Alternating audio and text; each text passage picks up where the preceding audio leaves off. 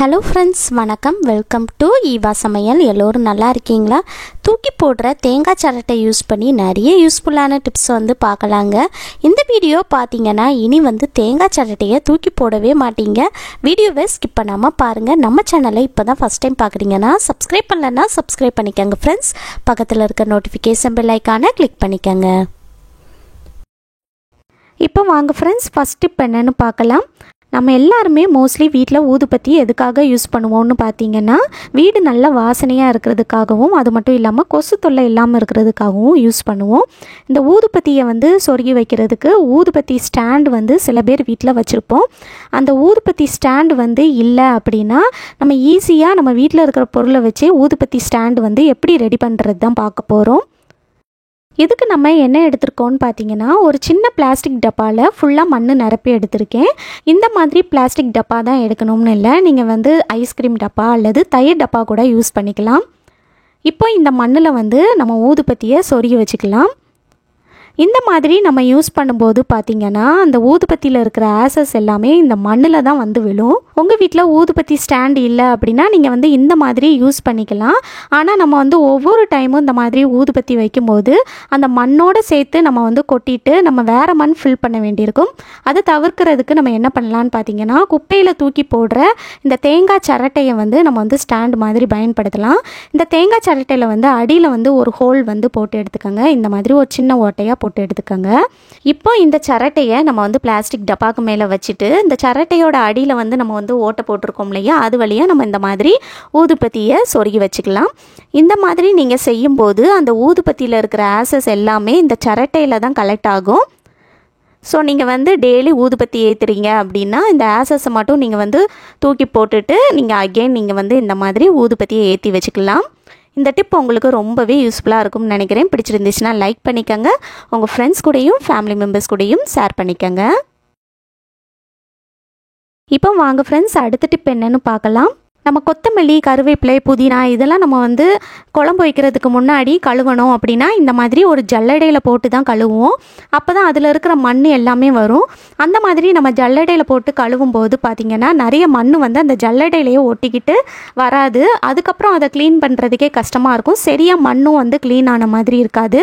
இதுக்கு ஒரு சூப்பரான டிப் தாங்க பார்க்க போகிறோம். இதுக்கு நம்ம என்ன எடுத்துருக்கோம்னு பார்த்தீங்கன்னா, ஒரு கொட்டாங்குச்சி, அதில் அடியில் ஒரு ஓட்டை இருக்கிற மாதிரி எடுத்துக்கோங்க. இதில் கருவேப்பிலையாக இருக்கட்டும், புதினாவாக இருக்கட்டும் அல்லது மல்லி இலையாக இருக்கட்டும், அது நீங்கள் சேர்த்துட்டு இதில் தண்ணி ஊற்றி கழுவி எடுக்கும்போது பார்த்தீங்கன்னா அதில் இருக்கிற மண் எல்லாமே கீழே இருக்கிற ஓட்டை வழியாக வெளியே வந்துடும்.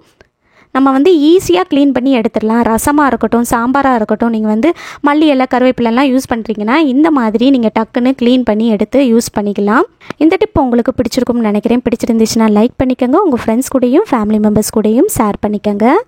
இப்போ வாங்க ஃப்ரெண்ட்ஸ், அடுத்த டிப் என்னன்னு பார்க்கலாம். நம்ம வீட்டு கிச்சன் டைல்ஸில் இந்த மாதிரி நிறைய எண்ணெய் பிசுக்கு அல்லது நிறைய கரை இருக்குது அப்படின்னா தூக்கி போடுற ஒரே ஒரு பொருளை வச்சு எப்படி ஈஸியாக கையே வலிக்காமல் சுலபமாக க்ளீன் பண்ணுறது தான் பார்க்க போகிறோம். இதுக்கு நான் என்ன எடுத்திருக்கேன்னு பார்த்தீங்கன்னா, தேங்காய்க்கு மேலே இருக்கும் பாருங்கள், தேங்காய் குடுமி, இதுதான் எடுத்திருக்கேன். இதை நீங்கள் தூக்கி போட்டுறாதீங்க. இதை வச்சு நம்ம க்ளீன் பண்ணும்போது எவ்வளோ கரை இருந்தாலும் ஈஸியாக க்ளீன் ஆகிடும். இந்த தேங்காய் குடுமிக்கு மேலே நம்ம வீட்டில் யூஸ் பண்ணுற டூத் பேஸ்ட் சேர்த்துக்கலாம். நீங்கள் எந்த டூத் பேஸ்ட் யூஸ் பண்ணுறீங்களோ அதை சேர்த்துக்கோங்க. இந்த மாதிரி கொஞ்சமாக சேர்த்துக்கோங்க. சேர்த்துட்டு நம்ம கையை வச்சு இந்த மாதிரி எல்லா பக்கமும் படுற மாதிரி நல்லா தேய்ச்சி விட்டுடலாம். இந்த குடுமிக்கு மேலே நம்ம எல்லா பக்கமும் நல்லா தேய்ச்சி விட்டதுக்கப்புறமா இதில் கொஞ்சமாக தண்ணி ஊற்றிக்கலாம். நிறைய தண்ணி ஊற்ற வேண்டாம், கொஞ்சம் தண்ணி இந்த மாதிரி தெளித்து விட்டுக்கோங்க. இப்போ இதை வச்சு நம்ம டைல்ஸை க்ளீன் பண்ணலாம். பாருங்கள் எவ்வளோ ஈஸியாக அந்த கரை எல்லாமே நீங்கி வருதுன்னு. எவ்வளோ கரை இருந்தாலும் நீங்கள் இந்த மாதிரி க்ளீன் பண்ணும்போது ரொம்ப ஈஸியாக அந்த கரை எல்லாமே நீங்கி வந்துடும். கையே வலிக்காமல் நம்ம சுலபமாக க்ளீன் பண்ணிடலாம். இந்த தேங்காய் குடுமி நமக்கு நல்ல ஒரு ஸ்க்ரப்பர் மாதிரி இருக்கும், நல்லாவே க்ளீன் பண்ணி கொடுக்கும். இனி இந்த மாதிரி தேங்காய் குடுமியை நீங்கள் தூக்கி போடாமல் அதை கலெக்ட் பண்ணி வச்சுட்டு இந்த மாதிரி நீங்கள் எண்ணெய் பிசுக்கு இருக்கட்டும் அல்லது ஏதாவது கரை இருந்தால் இந்த மாதிரி நீங்கள் க்ளீன் பண்ணுறதுக்கு யூஸ் பண்ணிக்கலாம். நம்ம டூத் பேஸ்ட் யூஸ் பண்ணி இந்த டைல்ஸில் க்ளீன் பண்ணதுனால கடைசியாக நீங்கள் இந்த தேங்காய் குடுமியை கொஞ்சம் தண்ணியில் நனைச்சிட்டு அதுக்கப்புறமா ஒருக்கா நல்லா தேய்ச்சி விட்டுருங்க. இப்போ பாருங்கள் நம்மளோட டைல்ஸ் எந்த அளவுக்கு நல்லா பளிச்சுன்னு ஆயிடுச்சுன்னு. எல்லா கரையுமே போயிடுச்சு பாருங்கள். ரொம்ப ஈஸியாக நம்ம க்ளீன் பண்ணி எடுத்துட்டோம். இந்த மாதிரி நீங்கள் ட்ரை பண்ணி பாருங்கள், ரொம்ப யூஸ்ஃபுல்லாக இருக்கும். இந்த டிப் பிடிச்சிருந்துச்சுன்னா லைக் பண்ணிக்கோங்க, உங்கள் ஃப்ரெண்ட்ஸ் கூடயும் ஃபேமிலி மெம்பர்ஸ் கூடயும் ஷேர் பண்ணிக்கோங்க. இப்போ வாங்க ஃப்ரெண்ட்ஸ், அடுத்த டிப் என்னன்னு பார்க்கலாம். நான் வந்து ஒரு கொட்டாங்குச்சி எடுத்திருக்கேன். இதில் வந்து அடியில் வந்து ஒரு ஓட்டை போட்டு எடுத்திருக்கேன். இந்த மாதிரி அடியில் ஒரு ஓட்டை போட்டு எடுத்துக்கோங்க. இதை வந்து நம்ம எதுக்கு யூஸ் பண்ணலான்னு பார்க்கலாம். நம்ம வீட்டில் எண்ணெய் பாட்டிலில் எண்ணெய்லாம் கொட்டி வைக்கணும் அப்படின்னா அதுக்கு வந்து ஒரு ஃபனல் யூஸ் பண்ணி கொட்டுவோம். சில பேர் வீட்டில் அந்த ஃபனல் இருக்காது. அந்த மாதிரி ஃபனல் இல்லைன்னா நம்ம டேரெக்டாக எண்ணெய் ஊற்றுவோம். அந்த மாதிரி செய்யும்போது பார்த்திங்கன்னா நிறைய எண்ணெய் வந்து கீழே கொட்டி வேஸ்ட் ஆகிடும். அதை தவிர்க்கிறதுக்கு நம்ம தூக்கி போடுற கொட்டாங்குச்சை இந்த மாதிரி எண்ணெய் பாட்டிலுக்கு மேலே வச்சுட்டு நம்ம அந்த ஓட்டை வழியாக நம்ம எண்ணெய் ஊற்றும் போது பார்த்திங்கன்னா ஒரு சொட்டு கூட எண்ணெய் வந்து கீழே விழாது. அதுபோல் நம்ம வந்து இந்த சரட்டையை வந்து பிடிக்கணும்னு அவசியம் இல்லை. அந்த சரட்டை வந்து நல்லாவே ஃபிக்ஸ் ஆகிடும். நம்ம வந்து எண்ணெயை மட்டும் ஊற்றினா போதும். ஒரு சொட்டு கூட நமக்கு வந்து எண்ணெய் வேஸ்ட் ஆகவே செய்யாது. ரொம்ப ஈஸியாக நம்ம வந்து எண்ணெய் ஊற்றிடலாம். இந்த மாதிரி ட்ரை பண்ணி பாருங்கள். இந்த டிப் உங்களுக்கு பிடிச்சிருக்கும்னு நினைக்கிறேன். பிடிச்சிருந்துச்சுன்னா லைக் பண்ணிக்கோங்க, உங்கள் ஃப்ரெண்ட்ஸ் கூடயும் ஃபேமிலி மெம்பர்ஸ் கூடயும் ஷேர் பண்ணிக்கோங்க. இப்போ வாங்க ஃப்ரெண்ட்ஸ், அடுத்த டிப் என்னன்னு பார்க்கலாம்.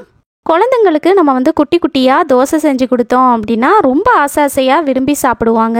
தோசை மாவை ஒரு கரண்டியில் எடுத்து குட்டி குட்டியாக நம்ம வந்து தோசை சுடணும் அப்படின்னா நமக்கு வந்து ரொம்ப டைம் எடுக்கும் இல்லையா? அதுக்கு ஒரு சூப்பரான டிப் தான் பார்க்க போகிறோம். அதுக்கு வந்து இந்த மாதிரி ஒரு கொட்டாங்குச்சி எடுத்துக்கோங்க. இதில் வந்து அடியில் ஒரு ஓட்டை போட்டு எடுத்துக்கோங்க. இந்த கொட்டாங்குச்சியை நல்லா தண்ணியில் வந்து கழுவி எடுத்துக்கோங்க. கொட்டாங்குச்சியில் நம்ம வந்து தோசை மாவு சேர்த்துக்கலாம். தோசை மாவு சேர்க்கறதுக்கு முன்னாடி நீங்கள் வந்து ஒரு விரலை வச்சு அடியில் வந்து ஓட்டை போட்டிருக்கோம் இல்லையா, அதை வந்து இந்த மாதிரி க்ளோஸ் பண்ணிக்கோங்க. ஒரு விரலை வச்சு க்ளோஸ் பண்ணிவிட்டு இந்த மாதிரி தோசை மாவு சேர்த்துக்கலாம். தோசை மாவு சேர்த்துட்டு நம்ம இந்த மாதிரி சுட்டு எடுக்கும்போது பார்த்திங்கன்னா நம்ம வந்து குட்டி குட்டியாக அழகாக தோசை சுட்டுடலாம். ஒரு தோசை ஊற்றுனதுக்கப்புறமா விரலை வச்சு க்ளோஸ் பண்ணிவிட்டு அதுக்கப்புறமா நம்ம விரலை எடுத்துகிட்டு இன்னொரு தோசை சுட்டுக்கலாம். இந்த மாதிரி விரலை க்ளோஸ் பண்ணிவிட்டு அதுக்கப்புறமா நீங்கள் ரெண்டாவது தோசை போடும்போது விரலை எடுத்துகிட்டு அதுக்கப்புறமா நீங்கள் விரலை க்ளோஸ் பண்ணிவிட்டு இந்த மாதிரி நம்ம வந்து சுட்டு எடுத்துக்கலாம். இந்த மாதிரி நம்ம தோசை சுடும்போது பார்த்திங்கன்னா நமக்கு டைமும் சேவ் ஆகும். அது மட்டும் இல்லாமல் அழகாக குட்டி குட்டியாக நம்ம வந்து தோசை சுட்டு எடுத்துடலாம். நான் குழந்தைக்கு கொடுக்குறதுனால நான் வந்து இதில் எண்ணெய்க்கு பதிலாக கொஞ்சம் நெய் தான் சேர்த்துருக்கேன். இந்த மாதிரி உங்கள் குழந்தைக்கு செஞ்சு கொடுங்க, ரொம்ப ஆசையாக சாப்பிடுவாங்க. ஒரு பக்கம் நல்லா குக் ஆனதுக்கப்புறமா இதை திருப்பி போட்டு நம்ம வேக வச்சிடலாம். அவ்வளோதான், நம்ம சூப்பரான க்யூட்டான குட்டி குட்டி தோசை ரெடி ஆயிடுச்சு. இந்த மாதிரி நீங்கள் ட்ரை பண்ணி பாருங்கள். குழந்தைங்களும் குட்டி குட்டியாக இருக்கிறதுனால ரொம்ப ஆசையாக சாப்பிடுவாங்க. இந்த டிப் பிடிச்சிருக்கும்னு நினைக்கிறேன். பிடிச்சிருந்துச்சுன்னா லைக் பண்ணிக்கோங்க, உங்கள் ஃப்ரெண்ட்ஸ் கூடயும் ஃபேமிலி மெம்பர்ஸ் கூடயும் ஷேர் பண்ணிக்கோங்க. இப்போ வாங்க ஃப்ரெண்ட்ஸ், அடுத்த டிப் என்னன்னு பார்க்கலாம். நான் வந்து ஒரு கொட்டாங்குச்சி எடுத்திருக்கேன். இதில் வந்து அடியில் வந்து ஓட்டை போடலை. ஓட்டை போடாத ஒரு கொட்டாங்குச்சி எடுத்துக்கோங்க. இதை வந்து தண்ணியில் நல்லா கழுவி எடுத்துக்கோங்க. தண்ணியில் நல்லா கழுவி எடுத்ததுக்கப்புறமா இதில் நம்ம எண்ணெய் சேர்த்துக்கலாம். எண்ணெய் சேர்த்து இந்த மாதிரி எல்லா பக்கமும் படுற மாதிரி நல்லா தடவி விட்டுக்கலாம். இப்போ இதில் நம்ம இட்லி மாவு சேர்த்துக்கலாம். ஃபுல்லாக நிரப்பிடாதீங்க, முக்கால் அளவுக்கு இருக்கிற மாதிரி இட்லி மாவு சேர்த்துக்கோங்க. இப்போ இதை நம்ம வேக வச்சு எடுத்துக்கலாம். நான் வந்து ஸ்டீம் பண்ணுற பாத்திரத்தில் தான் வேக வச்சு எடுக்கிறேன். நீங்கள் இட்லி பாத்திரத்தில் கூட வேக வச்சு எடுத்துக்கலாம். இதை மூடி போட்டு 10லேருந்து 15 நிமிஷத்துக்கு நம்ம வேக வச்சிடலாம். இப்போ 15 நிமிஷம் ஆகுது, ஓப்பன் பண்ணிடலாம். இப்போ இதை ஒரு கத்தியை விட்டு நல்லா வெந்துருச்சான்னு பார்த்துடலாம். நல்லா வெந்துருச்சு. கொஞ்சம் ஆறுனதும் இதை வெளியே எடுத்துடலாம். எப்பவும் ஒரே மாதிரி இட்லி செய்யாமல் இந்த மாதிரி நீங்கள் கொட்டாங்குச்சியில் இட்லி செஞ்சு பாருங்கள், உடம்புக்கும் ரொம்ப நல்லது. ஒரு ஸ்பூனை வச்சு இந்த மாதிரி நல்லா சுற்றி எடுத்துடலாம். பாருங்கள், இட்லியும் நல்லா சாஃப்டாக புசு புசுன்னு சூப்பராக வந்திருக்கு. எப்பவும் ஒரே மாதிரி இட்லி செய்யாமல் இந்த மாதிரி வித்தியாசமாக கொட்டாங்குச்சியில் செஞ்சு பாருங்கள், குழந்தைங்களும் விரும்பி சாப்பிடுவாங்க. இதுக்கு சைடிஷாக நான் வந்து என்ன வச்சுருக்கேன்னு பார்த்தீங்கன்னா ப்ரொக்கோலி கிரேவி. இந்த ப்ரொக்கோலி வந்து உடம்புக்கு ரொம்ப நல்லது, ஹெல்த்தியான ரெசிபி. வாரத்துக்கு ஒரு முறையாவது நீங்கள் வந்து ப்ரொக்கோலி சேர்த்துக்கோங்க. பாருங்கள் நம்மளோட இட்லி எந்த அளவுக்கு நல்லா சாஃப்டாக புசு புசுன்னு வந்திருக்குன்னு. சாஃப்டான இட்லி மொறு மொறு தோசை வேணும் அப்படின்னா நீங்கள் வந்து 4:1 வந்து எடுத்திங்கன்னா கரெக்டாக இருக்குங்க. 4 கப் அரிசி எடுத்திங்கன்னா 1 கப் அளவுக்கு உளுந்து எடுத்துக்கோங்க. அரிசி கூடவே நீங்கள் வந்து 1 ஸ்பூன் அளவுக்கு வெந்தயம் வந்து சேர்த்து நீங்கள் வந்து ஊற போடும்போது பார்த்தீங்கன்னா நமக்கு தோசை வந்து நல்லா மொறு மொறுன்னு கிடைக்கும். இட்லியும் நல்லா சாஃப்டாக பஞ்சாக இருக்கும். கண்டிப்பாக ட்ரை பண்ணி பாருங்கள். இந்த டிப் பிடிச்சிருந்தா லைக் பண்ணி ஷேர் பண்ணிக்கோங்க. இப்போ நம்ம அடுத்த டிப் என்னன்னு பார்க்கலாங்க. இந்த மாதிரி கொஞ்சம் அகலமான பெரிய பாத்திரம் எடுத்துக்கோங்க. இதில் நான் வந்து 2 கொட்டாங்குச்சி வச்சுருக்கேன். உங்ககிட்ட இந்த மாதிரி சின்ன கொட்டாங்குச்சியாக இருந்துச்சுன்னா நீங்கள் 4-5 கொட்டாங்குச்சி கூட எடுத்துக்கலாம். இதை விட பெரிய பாத்திரம் எடுத்திங்கன்னா நீங்கள் வந்து 5லேருந்து 6 கொட்டாங்குச்சி கூட குட்டி குட்டியாக எடுத்து வச்சுக்கலாம். இப்போ இதில் மூழ்கிற அளவுக்கு தண்ணி சேர்த்துக்கலாம். இந்த கொட்டாங்குச்சி மூழ்கிற அளவுக்கு தண்ணி சேர்த்துக்கங்க. இப்போ அடுத்ததாக இதை எடுத்துகிட்டு போய் நம்ம வீட்டில் வந்து ஃப்ரீசரில் வச்சுருங்க. மினிமம் 8 மணி நேரமாவது வைக்கணும். நீங்கள் காலையில் வச்சிங்க அப்படின்னா நைட் எடுக்கும்போது நல்லாவே ஃப்ரீஸ் ஆயிரும். இப்போ பாருங்கள், நான் வந்து 8 மணி நேரத்துக்கு அப்புறம் பார்க்குறேன் எந்த அளவுக்கு நல்லா ஃப்ரீஸ் ஆகிருக்குன்னு.